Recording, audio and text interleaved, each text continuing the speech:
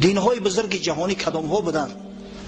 دین مجوس سیوم، یعنی دین زردشتی، همون دینی که متاسفانه امروز بعضی کافر بچه ها میخواهند از سر نو احیاش کنند، حتی در جامعه ما. خدا لعنت کرد کسی را که بالای سر مسلمانان میخواهد که عقیده زردشتی را بیارد. مردمی را که خدای تعالی 1300 سال قبل از همه عقیده زردشتی نجات داده بود، امروز باز میخواهند در زیر همین نجاست کشند. دین زردشت یا آیین مجوسی چی آیین است؟ تقریبا در عصر 7 قبل از میلاد عیسی علیه السلام یک مردی شتربان با نام زردشت یا زرتشت را نزد پادشاه هخامنشی ایران، نزد ویشتاسپ یا همچنانی که در شاهنامه اومده است گوشتاسپ اومد و دعوا کرد که من پیغمبر هستم. و در میان مردمی که اگر چند با مجرد بسیار دور افتادن عهد پیغمبر آخران علاقه شریعت گم کرده بودند، طریقه عبادت نمیدانستند، اما به هر وجه خدا را یک میدانستند، با فرنده تمام مخلوقات فقط خدا را میدانستند، همه آیین مجوسی، آیین خدایی و شرک جاری ساخت. در سنن ابو داود آمده است حضرت عبدالله ابن عباس رضی الله عنهما شاه مفسران قرآن میفرماید کان اهل فارس یا ان اهل فارس لما مات نبیهم كتب عليهم الابلیس المجوسیت. مردم فارس وقتی که آخران پیغمبرشون از دنیا گذشت، شاید اینا توحید از زمان حضرت ابراهیم علیه السلام گرفته بودند، اما از بس که ملکشون دورتر افتاد، حضرت ابراهیم هم دیگه ملک خودش و وطن خودش پرتوف در عراق بود وطنش و به سوی شام رفت، مصر رفت. این مردم که از پیغمبر دور موندن، شیطان آخر الامر همین مجوسیت دین زردشتی را در بالای این مردم بیچاره مطرح کرد. خلق بیچاره همین را قبول کردن. شما تاریخ ها را ببینید که مردم این سرزمین در حال دین زردشتی را قبول نکردند. حتی همین ویشتاسپ یا گوشتاسپ به خاطر به گپ در آوردن رستم داستان و پدرش زالیزر که هنوز زنده بودند به سیستان رفت. چندین مدت در سیستان در نیمروز مهمانش شد. مدت 6 ماه اون مردم به دین زردشتی خوانده است. عاقبت الامر همون رستم قبول نکرد. اگر چنده نمیدانست که چی نوع خدا را عبادت کند، اما شما شاهنامه را ببینه در همه جا وقتی که فردوسی از نام رستم گپ میزند، دعا و نیایش رستم هم میارد، دائم تاکید میکرد جهان را بلندی و پستی تویی، ندانم چی، هر چی هستی تویی، پستی و بلندی این جهان تو هستی، من نمیدانم تو چه چیزی، صفاتی تر نمیدانم، از ذاتی تو بخبر هستم، نمیدانم که چی نوع عبادت کنم، اما پروردگار را همین قدر میدانم که هر چی هستی تو هستی، اول و آخر تو هستی، ابتدا و انتها تو هستی، ظاهر و باطن تو هستی. الان مردمی را که به هر وجه یک عقیده موحدی داشتن، این زردشت پدر سوخته عاقبت الامر گرفت مشرک کرد، مجوسی کرد. از این بدتر بعضی عقاید و بعضی عنعنات را در بینشون پهن کرده انتشار داد که تا به حال قسم به خدا شرمندگی است، عیب است. حتی قبیله های وحشی ترین افریقا همو عنعنات ندارن، تا به حدی که نکاح بین پدر با دختر مقدس دانست، نکاح بین دختر با پدر، نکاح بین برادر با خواهر خود مقدس دانست که هر کسی همین کار انجام دهد اون ثواب میگیرد و به خدا نزدیک میشود. نعوذ بالله. اصل دین زردشتی دو خدایی است. مبادا فهمتو نکنند، به یقین بدونه که اصل دین زردشتی دو خدایی است. یکی اهورامزدا یا هرموز یا یزدان، دیگر اهریمن یا اهرامنیه در مقابلش. کارهای نیک، کارهای خیر، روشنایی، تمام این نوش نعمت همه آفریده اهورامزدا هست میگویم. اما کارهای بد، کسلی، بیماری، آفتهای طبیعی، ظلمت تاریکی زاده اهریمن است. یعنی که در مقابل خدای بزرگ یک خدای دیگر که در قوت خرید که از او کمی ندارد گذاشتیم. از این خاطر ما اینا را مجوس میگوییم، از این خاطر ما اینا را مشرک میگوییم. ببینه امروز با نام احیای طبیعت گروه های پیدا شدن که همین کارا در جامعه انتشار داده ایستادن. حالا در تاجیکستان گروه های زردشتی عمل میکرده است. بعضی کسایی را که با نام زیایی خونده میشوند، بعضی ابلهاش تا حالی را شعراشو در کتاب‌های ادبیات موجود دارد. انا همین آیین پوسیده و آیین از عقل، از فراست، از انسانی دور میخواهم که در بین مردم منتشر کنم. خدا نگه دارد. انشاءالله من امید دارم که این مردم سربلند، این مردم با آبرو و عزت که به اختیار خود، قسم به خدا به اختیار خود اینو قبول کردن، زیرا در دین اکراه نیست، زیرا کسی را مسلمانان مجبورا مسلمان نکردن. هر کسی میگوید که اسلام با آتش و با شمشیر به این سرزمین آمده است، والله دروغ میگوید. لا اکراه فی الدین، همین مسئله را مسلمانان در همه عصر و زمان پررق رعایت میکردن. اگر چنین نمیشد تا به حال در ایران که دولت اسلامی است، ببینه در طول تاریخ 1400 سال اسلام محله و قومهای گبرنشین باقی نمیمون. تا گبرها هستند در ایران، آتشکده دارن، به همه عبادتهای خودشون مشغول هستند. کسی اینا را مجبور به اسلام نکرده است. و این ملت سربلند ما الحمدلله به اختیار خود اسلام قبول کردن. ما به اختیار خود اسلام قبول کردیم که خداوند آبرو و عزت من داد. از میان مردم این سرزمین جوان مردای پیدا شدن، علمای روشنفکر پیدا شدن که تمام عالم اسلام با اونا افتخار میکند. این بود احوال زردشتی ها. چیکار میکردن این مردم؟ عملشو از چی عبارت بود؟ کوشش میکردن روحانی های زردشتی که آب و آتش در یک جا جمع نشود. کوشش میکردن که آهن زنگ نزنه. آهن یک چیزی مقدس میدونستن. آهن برای اونا را مقدس بود.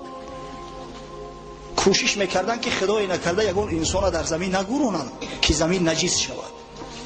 انسان برای اونا نجیس بود، زمین مقدس. کوشش میکردن که مبادا خدای نکرده مثل همون هندوها یگان آدم در آتش نسوزانند که آتش نجیس شود. تمام عبادت عبادت زمین است. اگر به شرطی که به خاطر عبادت همون آتش داخل معبدهای خود که میشدن دهاناشون را میپوشاندن که مبادا همون بوی دهن مون یا نجاستی که از دهن میبرید به آتش اصابت کند و آتش نجیس بسازد. اصل عقیده زردشتی ها هم بودن که واقعا خنده آور است برای مردمی با عقل با فراست پیروی کردن از یک چنین یک حرکت جریانی که چه جای دین و دیانت عقل سالم انسانی قبولش ندارد. در روزهای عید شد با پیشاب گاو و غسل میکردند. ما توصیه میکنیم در دین مبین اسلام که بچه ها قبل از او که مسجد بیایید وضو بگیرید، اگر غسل کنید باز نور علی نور می شود. بچه ها خوشبویی استفاده برید، زیرا که حبیب خدا محمد صلی الله علیه و سلم خوشبویی را دوست می داشت. باید ما بوی خوش داشته باشیم. تاکید میکنیم که بچه های ناسکش خدا جانتون رو بس کنه، ناس بس کنید، ناس نکشید. یا او کسایی که ناس بس کرده نمیتونه قبل از مسجد آمدن حتما دندانا را مسواک زنید، تازه کنید تا ملائکه ها را از مسجد نگریزونید. اینا برای عبادت محض با پیشاب گاو غسل میکردن. اینا کار اینا رفتار شد. یک برادر ادعا کرد که همین تهمت است که گویا ترغیب تشویق میشد است که پدر دختر را بزنی گیرد. همین کار نیست، تهمت است در حق زردشتی ها. گفتیم برادر تنها کتاب زردشتی ها را به فکر مخونده رو در گروه یگان تاریخ اگر میخوندی این سفسطه را نمیگفتی. حتی بعضی پادشاه های ایران حرامزاده بودن. مثلا همون پادشاه داریوش که قدر معروف و مشهور است، از باباش شده است. باباش با مادر این میرسد، داریوش تولد میشود. یکی دخترش بود نامش همای، خیرتمند با دانش و نیکرای. شاه بهمن میگه که یک دختری داشت با نام هما، بسیار دختری با عقل با فراست، بسیار زیبا صورت. پدر در پذیرفتش از نیکویی، بدان دین که خانی ورا پهلوی. انمی به همین دیل پهلوی که دیل زردشتی است، پدر در پذیرفتش یعنی پدر بزنی گرفتش. همای خیرتمند تابنده ماه، چنان شد که آبستن آمد زی شاه. بگذار که کتابای تاریخ قبول نمیکنه که تاریخ تبری از مسلمان ها است، تاریخ البدایت و نهایه از مسلمان ها است. لا اقل تو چشمت کلانتر باز کن، فردوسی را بخون.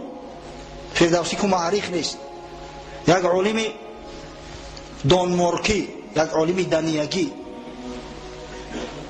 با نام کریستیانسن، ارتور کریستیانسن، تاریخ ایران ساسانی یا که تاریخ ایران در عهد ساسانیان نام کتاب دارد. یک کتاب بسیار بزرگ است، به زبان روسی و به زبان فارسی ترجمه شده است. اگر کدام دسترس کرده بگیره بخونه، بعد ببینه که تا کدام درجه اینا غرق هوا و شهوت شده بودند، تا کدام درجه جاهل احمق شده بودند. اگه تصور کنه که امروز با کسایی پیدا شدن که همون آیین پوسیده را از نو با میخواهند احیا کنند، در میان مردم انتشار دهند. وای به حال تو. الحمدلله ما فخر میکنیم که به شرافت محمد صلی الله علیه و سلم ما موحد گشتیم، عقیده داریم، دین آیین داریم، افتخار داریم. افتخار به اون داریم که امروز مردم مسلمان شاید در دنیا یگانه ملت موحد باشند. ما فخر میکنیم به او که خدای تعالی عقل فراست مون بیدار کرده است که در نزد یک بت سنگی سجده نمیکنیم، در نزد یک آتش سجده نمیکنیم، با پیشاب گاو غسل نمیکنیم. این فخر افتخار ما است. با کجا ما را میکشیم؟ افسوس و صد افسوس که این مردم این سرزمین واقعا هر احمقی را که میوردن بالاشون پهن میکردن در قبول میکردن. این اسلام بود که سبب نجات ما شد. امروز دین اسلام دین اجنبیان شده است. امروز مسلمانایی که اسلام آوردند ما را نواختند، مرتبه و منزلت ما را بالا کردند، با نام اجنبی و با نام اشغالگر غارتگر یاد میشوند. سبحان الله. قسم به خدا اگر این دین نمیشد ولی نمیدونم که با چی بلاها و آفتها را به سر ما می آوردند بعضی بلحوث ها.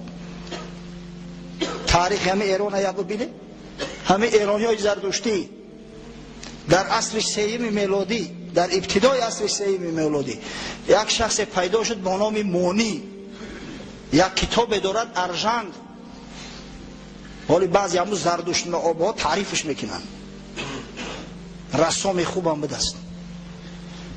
ادعا کرد که باید بین پاکی و بین ناپاکی جمع نیویند، جمع نشود هیچ وقت. نور با ظلمت باید آمیخته نباشد. از این خاطر گفت که نکاح حرام است. اگر نکاح به این معنی نکاح ما نیست، اصلا آمیخته شدن مرد با زن حرام است. گفت مرد باید به زن نرسد، فرزند باید تولد نشود. همه عقیده همه ابله گرفتن. حتی یک چند مدت فرزند اردشیر بابکان اساسگذاری دولت ساسانیان او را وزیر خود تعیین کرده بوده، عقیدش انتشار یافت. اگر تصور کنه که اگر خدا نجات نمیداد این ملت در این سرزمین دیگه یا آدم باقی نمیموند. مرد با زن که آمیخته نشود کودک از کجا میآید؟ کودک ابری بهاریه که میبوره، کودک سبزه که بالای زمین میروید. الحمدلله خداوند عقل فراست داد، بعدا مردم عادی را بر ضد این مانی ابله خروج کردن. عاقبت الامر این بدبخت کشته شده، جان مردم از این خلاص خورد. در عصر 5 یک عصر قبل از تولد با سعادت جناب سرور عالم صلی الله علیه و سلم، یک مرد با نام مزدک آمد، ادعا کرد که تمام بایگری بین مردم، بین خلق خدا باید برابر تقسیم گردد. مال ثروت عمومی است، زن عمومی است. پادشاه ایران قباد پدر این همین نوشیروان کسرا عقیدش قبول کرد. کار به حد رسید که اوباشا میدر آمدن دیگه در خونه مردها زناشون صاحبی میکردن، مولاشون میزدن میگرفتن، همه دیگه لاش شیده بود. حتی در بعض متنهایی که از همون زمان باقی مانده است آمده است که مردم دیگه غیرت حمیت گم کردن. مردم به حد بیناموس شدن که در نزدشون میآیند مردای بیگانه به زناشون میرسن، به دختراشون میرسن، چشمشون هم بپره، پروایی ندارن. تصور کنه که همون آیین مزدکیه در اینجا پهن میشد. الحمدلله اسلام اومد این دینی زردشتی پلید از بین برد و ایلا با کی میدونه که چی حیله‌گرا و چی مکرها پیدا میشدند و چی زلزله ها میشه در این جامعه و در این مملکت. اما الحمدلله و المنه خداوند ما و شما را نواخت با وجود حبیبش محمد صلی الله علیه و سلم که واقعا رحمت عالمیان است. و ما ارسلناک الا رحمتا للعالمین.